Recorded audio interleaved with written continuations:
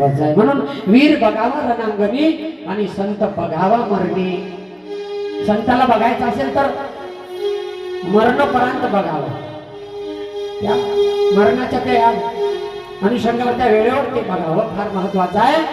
आणि तृणांकुर छकडासूर मुक्ती प्रदान करणारे भगवंत जे मारायलाही येतात.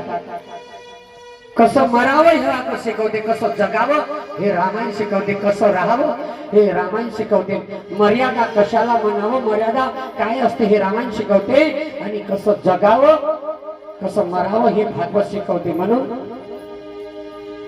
कृष्ण परमात्मा. आणि एकदाचा प्रसंग आहे, एकदाचा प्रसंग आहे.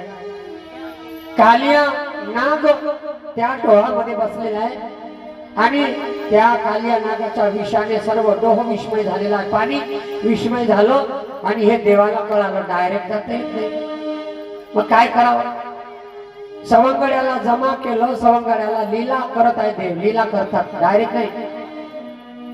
देव आपल्या शरीराची याच्यामध्ये लीला करतात. येते का काय? पहिल्या दिवशी येते का काय? दुसऱ्या दिवशी येते का काय? तिसऱ्या दिवशी येते का काय? चौथ्या दिवशी येते का काय? पाचव्या दिवशी येते का काय? सहाव्या दिवशी येते का काय? देव 7 दिवस वाट पाहतात.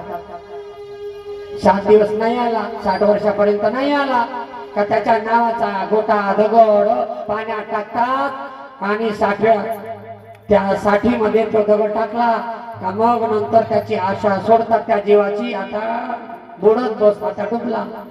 60ीत बुद्धी खुंटली, 70ीत दृष्टी हरपली, 80ीत मने रे मुडा, 90ीत बाजी चिकटला, 100रात बुडा हरपला, नरदेह विषय दवडीला, तोही अधोगती पावला, तोही अधोगती पावला.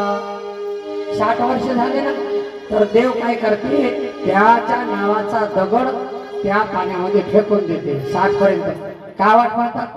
इंद्रिय सगळे सज्ज राहतात ना 60 पर्यंत.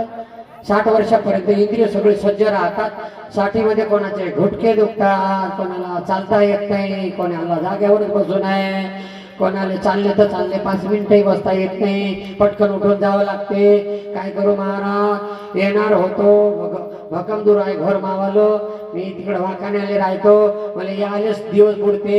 काय करू महाराज, मला आता चालता येत नाही, या सिटीचा त्रास आहे, जेवण भक्कम झालं तर मला बसता येत नाही, मग बसाले खुर्ची पाहिजे.